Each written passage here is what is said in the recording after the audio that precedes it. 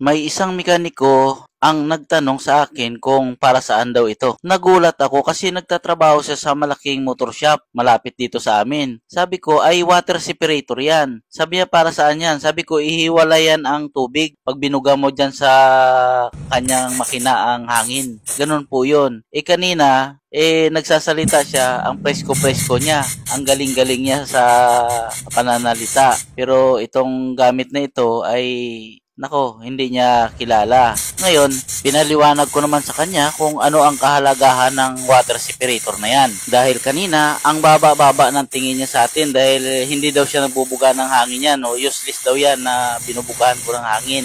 Kasi vulcanizing tireman lang tayo ang tingin niya sa atin kasi nagpagawa siya nagpagawa siya ng gulong. Ngayon, ito ang nakita niya sa akin sa aking ginagawa, di ba? Kung hindi ko daw hanginan yan, okay lang yan, napakaayos yan. Sabi ko hindi po pwede sa akin yan kasi tingnan mo napakaraming langis kung dagdagan mo pa ng langis yan, di ibig sabihin yan hahalo ka agad ang bagong langis. Yan bugahan natin ulit. Inuulit-ulit ko yan bugahan. Pero hindi magkakaroon yan ng mga water droplets sa loob kasi may water separator tayong gamit. Ngayon, nung naliwanagan siya, ay gusto niya na daw magpapabili sa busing niya ng ganitong water separator. Sabi ko nga sa loob-loob ko lang, akala ko napakagaling mo na kaganina, kwento lang pala. Maraming salamat po. Peace.